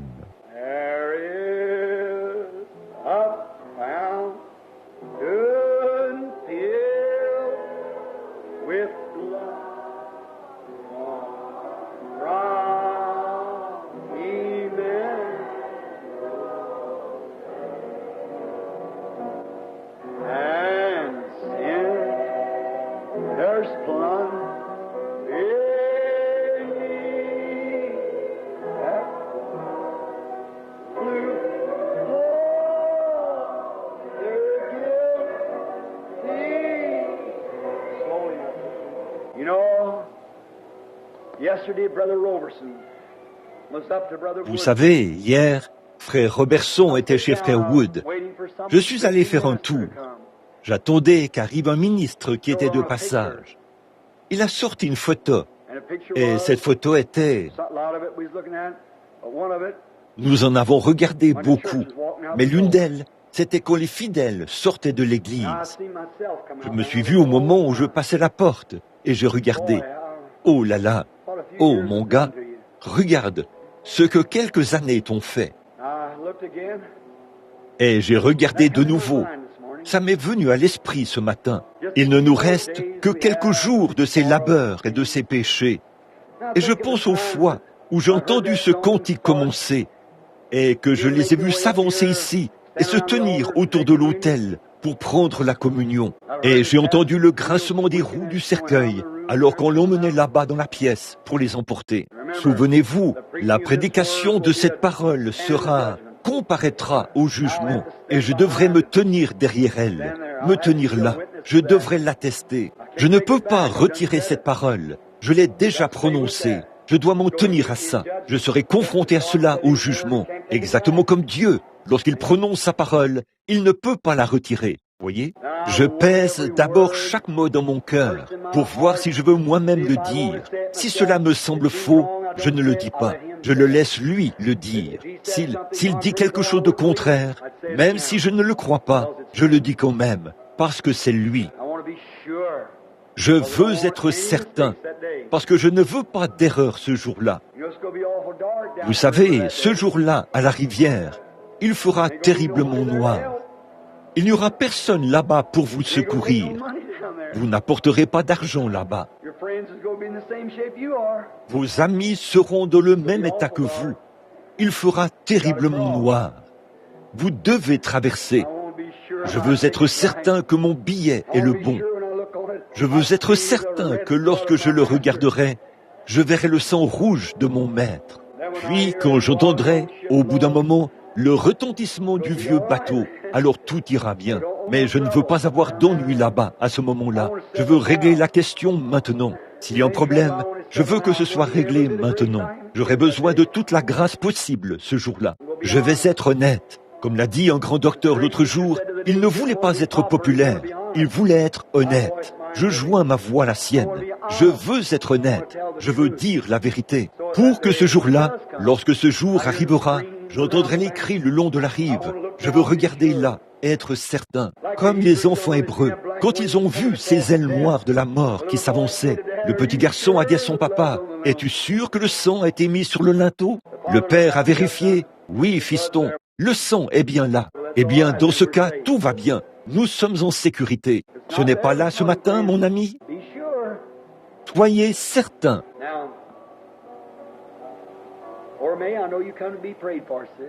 Maintenant, Oramei, je sais que tu es venu pour qu'on prie pour toi, sœur. Cette pauvre petite fille qui est assise ici dans la rangée, là, toute menue. La petite Charlie qui est assise ici, en train de pleurer. Elle vient d'arriver de l'Arizona. Je pense à ces petits-enfants. Vous vous souvenez tous d'elle, lorsqu'elle vivait là, dans une petite maison carrée. Leur pauvre vieux papa s'asseyait avec elle, là au fond de l'église, pour en prendre soin. Vous vous souvenez de ces petits-enfants que nous connaissons tous. Et la pauvre petite Oramé, il faut être à deux pour élever une famille. Oh Dieu, cette horrible chose qu'est le mariage et le divorce. Et Curtis, il a fait tout son possible pour prendre soin d'elle. Il a travaillé dur.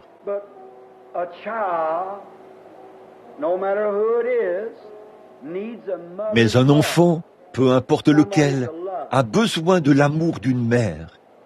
Quelqu'un qui les couvrira d'amour. C'est la nature, pour apaiser vos sentiments. Je suis un chasseur, j'étudie la faune sauvage. C'est simplement, et je vais dans la nature et je l'étudie. Une vieille maman ours, quand elle se retire de sa tanière à l'automne, elle s'est accouplée et sera mère de nouveau. Elle chasse tous ses oursons, elle en a soit un ou deux. Elle les chasse pour qu'ils aillent hiberner tout seuls afin qu'ils s'y habituent. L'année suivante, quand elle sort, elle a 2 autres petits bébés, 1 ou 2 autres. Elle les materne pendant l'été, puis, à l'automne, elle les chasse à leur tour. L'été suivant, elle en a 2 autres. Mais qu'arrive-t-il si elle n'a pas de bébé cette année-là? Vous savez ce qu'elle fait? Elle sort, essaie de retrouver ses oursons, qui sont déjà aussi gros qu'elle. Si elle ne les trouve pas, elle prend quelques petits louveteaux. Elle prend quelques coyotes. Elle pourrait même prendre un bébé humain. Certainement, ça c'est déjà fait. Elle va prendre ce petit bébé ou quelque chose d'autre et elle va le materner. C'est simplement la nature. Elle n'y peut rien.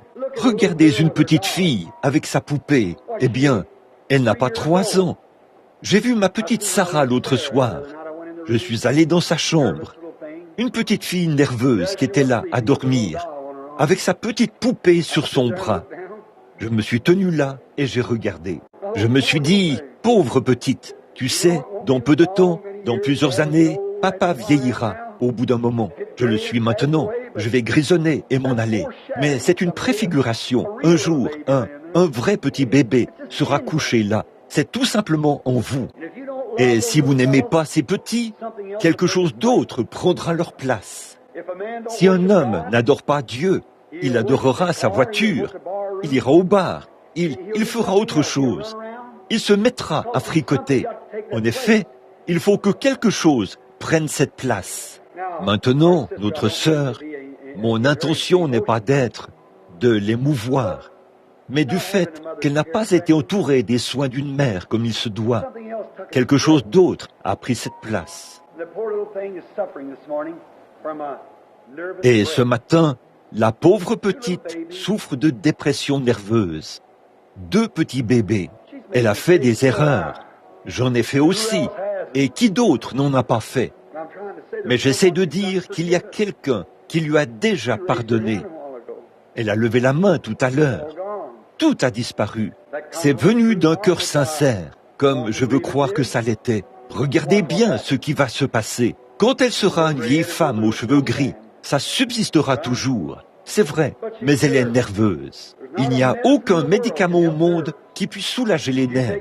Si vous prenez des médicaments pour calmer vos nerfs, vous serez 2 fois plus mal en point quand leurs effets s'estomperont. Il n'y a pas de traitement contre la nervosité. Mais je suis si heureux qu'il y a un remède. Vous savez, j'en ai souffert aussi. Il y a un remède, pas un traitement, un remède, un double remède. Dans ma prédication d'hier à la radio, la flèche de la délivrance. Les prédicateurs ont tiré et très peu frappé, comme Joas jadis. Il aurait dû frapper davantage. Mais regardez, mon frère, ma sœur, le remède, c'est Christ. Ou, puis-je dire ceci, à la chair, derrière cette espèce de petite structure en bois qui était construite ici, mais c'est tout aussi sacré que n'importe quelle chair pour l'Évangile. Elle a été consacrée à Dieu. Nous sommes des gens pauvres. Le dessus n'est peut-être pas recouvert d'or, Mais le Saint-Esprit est venu ici et a fait de grandes choses pour nous. Ma chère sœur, que Dieu bénisse ton petit cœur. En tant que mère et en tant qu'enfant, si tu acceptes ce que frère Bill a dit ou te dit maintenant, je t'assure, ma chérie, que tu repartiras d'ici, tu seras en bonne santé. Là, lorsque tu as levé la main tout à l'heure, tu as accepté Christ à ce moment-là. Je veux que dans quelques minutes, je veux que tu t'avances ici.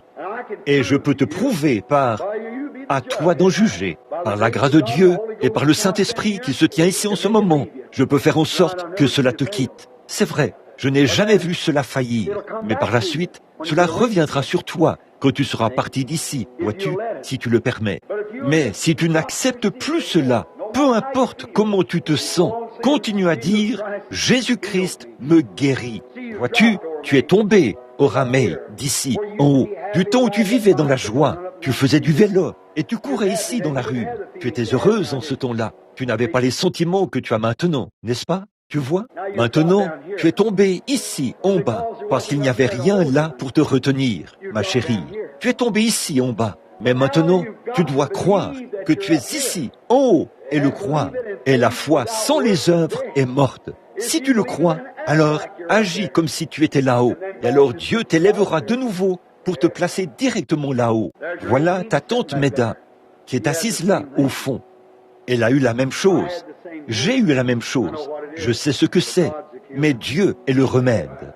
Vas-tu le croire ce matin, au Ramey? Je veux que tu t'avances ici. N'importe qui parmi vous, les malades, pour qu'on vous oigne. Très bien. Courbons la tête un instant. Église, vous connaissez tous ce Curtis. Vous connaissez au Ramey. Rien qu'en regardant au Ramey, on peut voir qu'il s'est passé quelque chose. Elle est abattue et bouleversée. Au Ramey, c'est maintenant le temps du rétablissement. Je veux te demander quelque chose. Bien des fois, au Ramey, tu t'es dit, si seulement je pouvais trouver un point de départ, si seulement je pouvais commencer à me sentir mieux en ce moment, je crois que je pourrais m'en sortir. Vois-tu, c'est vrai, n'est-ce pas? Eh bien, tu en es là en ce moment, au Ramey. Tu es au meilleur endroit au monde, à l'autel, où la seule personne au monde qui puisse t'aider va le faire. Et c'est Dieu. Je veux que vous courbiez tous la tête et que vous priez avec moi.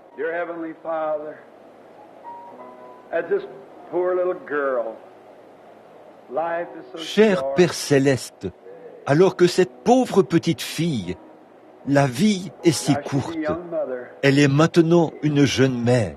Je sais que lorsqu'elle a levé la main, il y a quelques instants, tous ses péchés ont été ôtés. Ô Dieu, ta Bible en rend témoignage.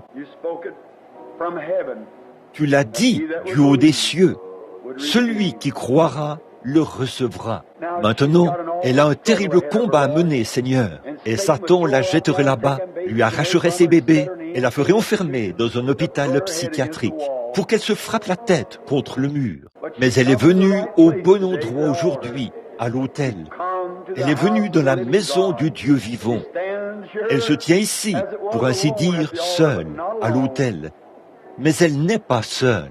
Les anges de Dieu campent tout autour. Le Saint-Esprit est aussi tout près. Et elle est un témoin pour avoir vu beaucoup de choses se produire.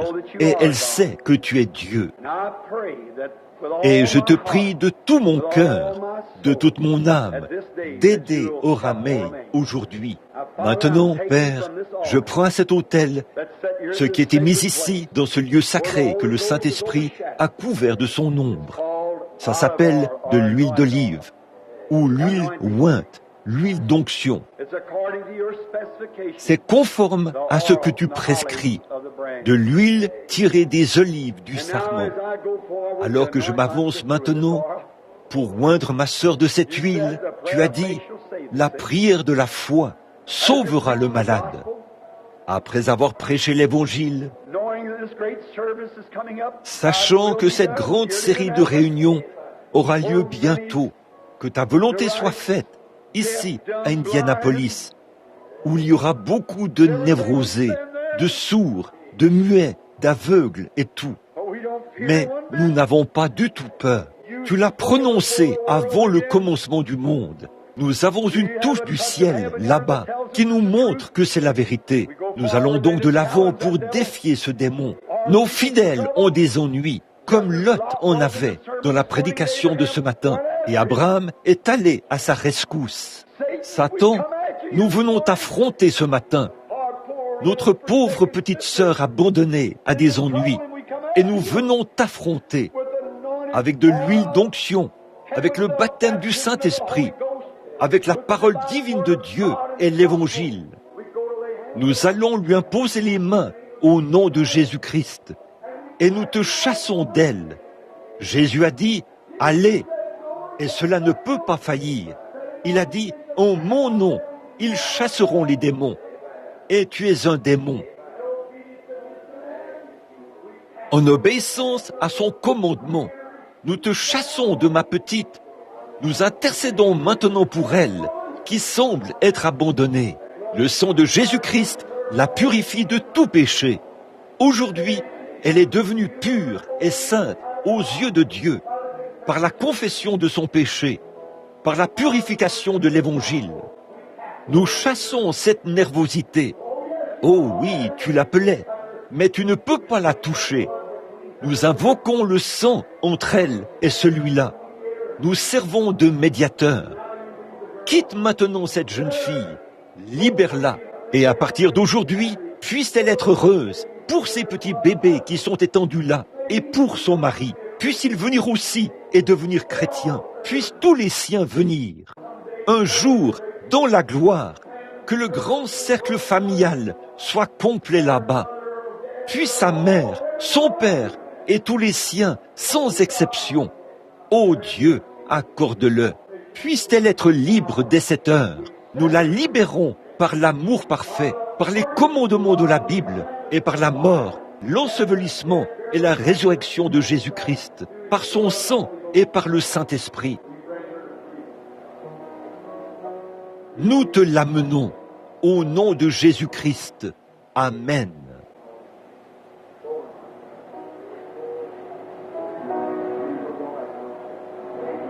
Très bien, va maintenant. Les choses reviendront à la normale. Tu te sens bien maintenant? Tu n'as plus de douleur maintenant. Tu te sens bien maintenant.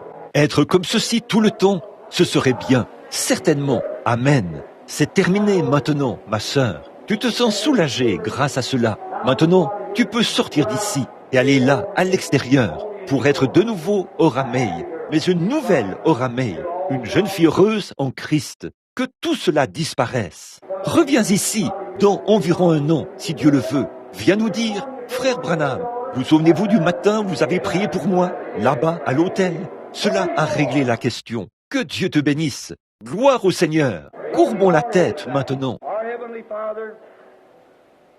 Notre Père Céleste, en obéissance à la commission de notre Seigneur et Sauveur Jésus-Christ, nous t'aimons aujourd'hui d'un amour pur, saint, sans mélange.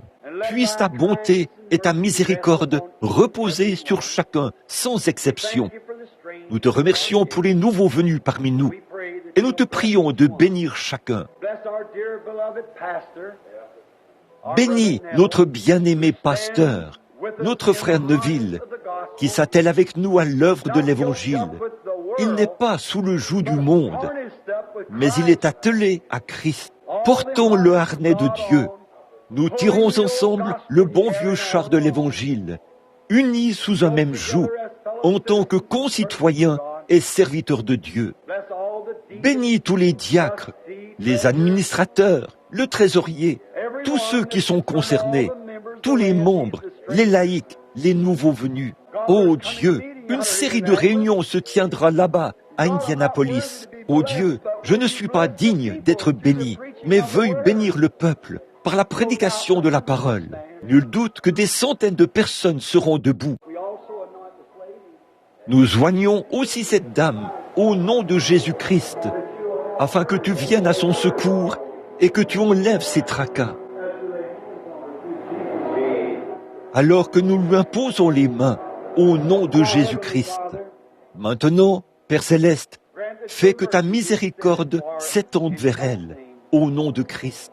Maintenant, pendant que nous avons la tête inclinée, je me demande maintenant s'il y a quelqu'un ici qui voudrait s'avancer à l'autel, quelqu'un qui a accepté Christ et qui voudrait venir s'agenouiller pour un mot de prière, ou quelqu'un qui a envie de prier un peu après la visitation du Saint-Esprit. Ne vous sentez-vous pas vraiment bien à ce sujet? Ne vous sentez-vous pas bien? Viens ici, frère Neville. Combien voudraient simplement lever la main pour dire « J'aimerais m'avancer à l'autel pour une petite prière ». Voudriez-vous lever la main pour dire « J'aimerais me purifier un peu ». Oh, que Dieu vous bénisse. Très bien. Maintenant, vous voyez, notre frère Neville, je pense, j'ai remarqué que dans toutes ses voies, il a été un vrai homme. Je constate qu'il est le même chaque jour, que la bataille se passe bien ou qu'elle se passe mal. Frère Neville reste le même. Je remercie Dieu pour cela. Frère Neville ne pourrait pas le faire de lui-même. Il faut que ce soit Dieu qui le fasse. Et je suis heureux que ce troupeau de brebis ait un berger comme frère Neville. Je prie que le Saint-Esprit l'aide et le bénisse. Je l'aime et j'aime ses fidèles. Nous vous aimons tous et nous prions que Dieu vous bénisse. Mais maintenant, pendant que nous courbons de nouveau la tête, je vais demander à ceux qui voudraient qu'on prie pour eux et qui veulent s'agenouiller et se purifier, de s'avancer humblement à l'autel. Maintenant, frère Neville, prie pour eux, si tu le veux bien. Je veux que tu participes à ceci, que tout le monde prie. Si vous voulez vous approcher de l'eau,